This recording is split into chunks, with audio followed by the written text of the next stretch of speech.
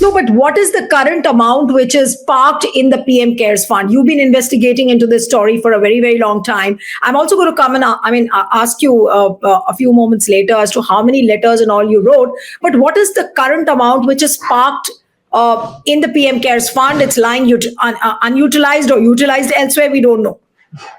So the current amount as per the audit, the latest audit report is 2022-23 is, I'll give you the exact figure, is almost like 6,284 crore.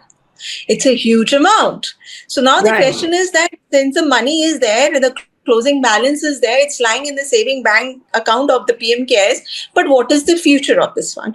How it is going to be utilized? Because thankfully the COVID is over, the pandemic is over, and the purpose of setting up PM Cares Fund was to look after the health emergency caused due to pandemic. Now that the pandemic is over, does PM Cares Fund or the PMO office, they have any planning or strategy or any thought behind utilizing these funds? Or is it just going to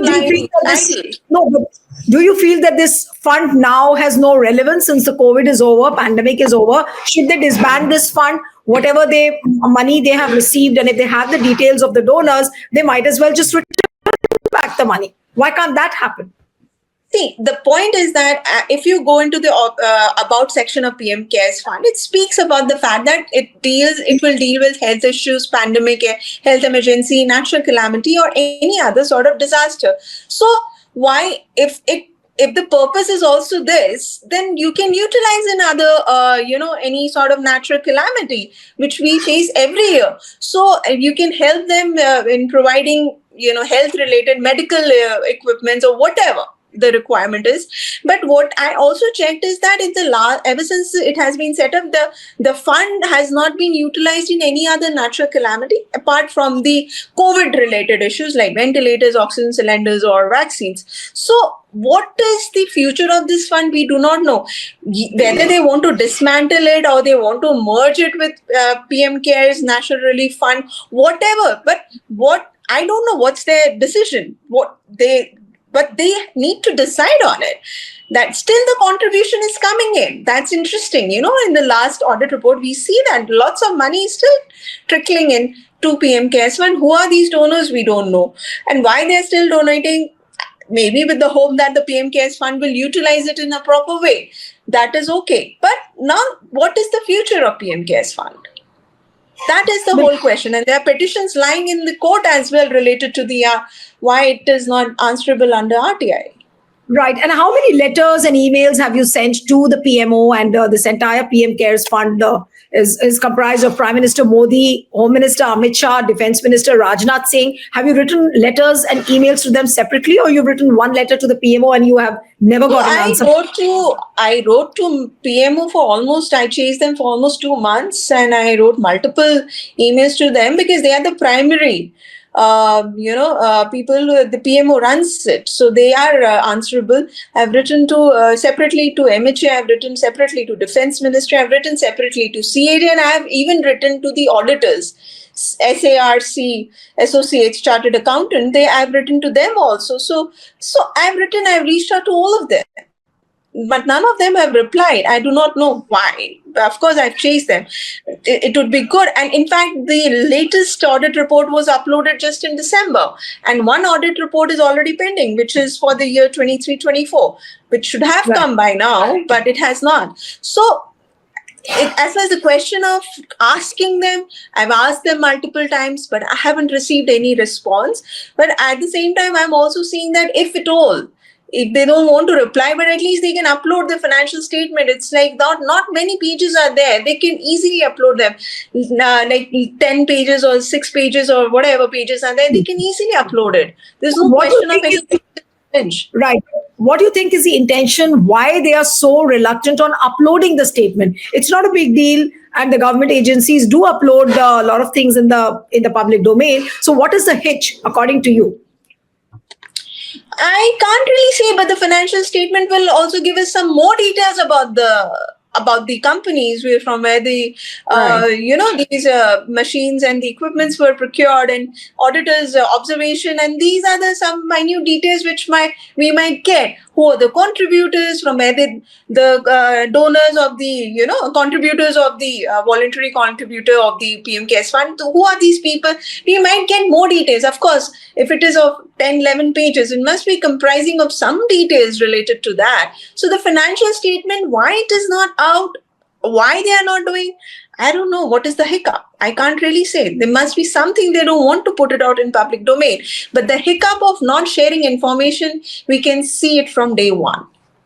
But how does a common man understand this? Because in the common parlance, people generally don't understand the language of the financial statements and the audited reports. So a common man would simply understand that the PMO or the Prime Minister's office is sitting comfortably on an amount of 6,200 crores, which comprises of the PM CARES Fund. Is that the way to understand that? The simple thing that people now know that this much of money is there in PM CARES Fund, but at the same time, people also should know that there are few more information which is available under the, with the audit report, and which PM CARES is not sharing. That is something also needs to be known by the people. And why they are not, see, I'm not saying that they are misusing fund, or they should have used it here and they have used it somewhere else. All I'm saying that maintain transparency. Wherever the fund has been used, put it out in public domain. Even a public charitable trust, they need to do the same. All of us do it. All companies follow it. You go to MCA website, the Ministry of Corporate Affairs, you can download the details of any company and find out about their financial status. It's not a difficult thing. So why not PM CARES? Even if it is a charitable trust, we are just seeking this answer. Not even under RTI. So this is a basic thing which we can demand in the name of transparency, and people cannot be deprived of it. All of us have donated in some way or the other, and we want to know what happened. But Poonam, what do you think has been the approach of the courts? Like the electoral bond case, it took about 6.5 years, until the time the verdict came. It took a long while for the courts to get sensitive on this issue. There were a lot of petitions filed. And similarly, in the PM CARES Fund, also a number of petitions have been filed. But what do you think is the attitude of the courts? Do you think that they are seemingly dragging their feet on it? So far, whatever hearings have taken place or have not taken place, what do you feel is the approach of the court?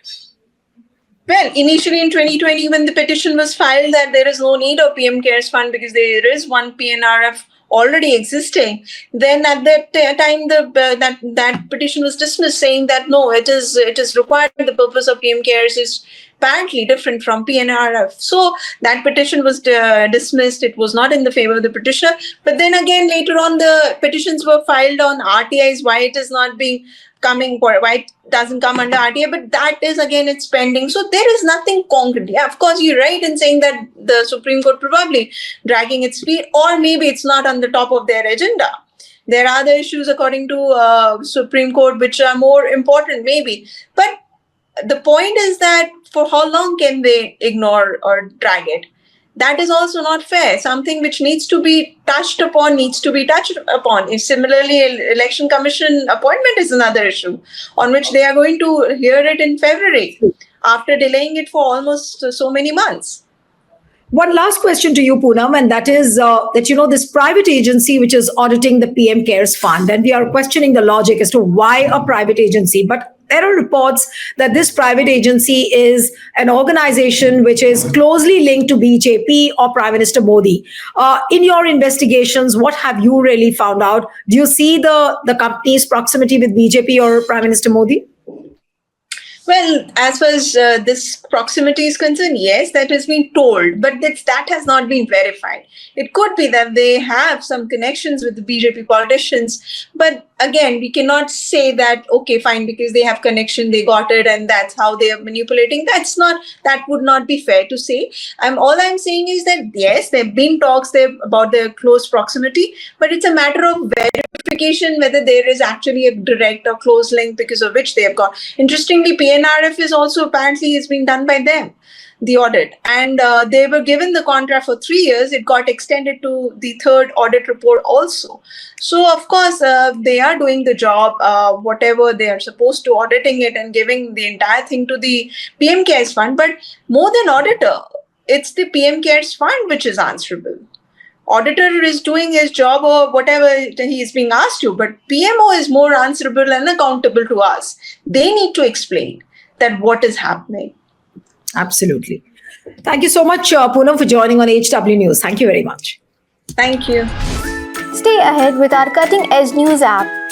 Instantly access the latest shorts in just 1 minute and breaking news in just 50 words.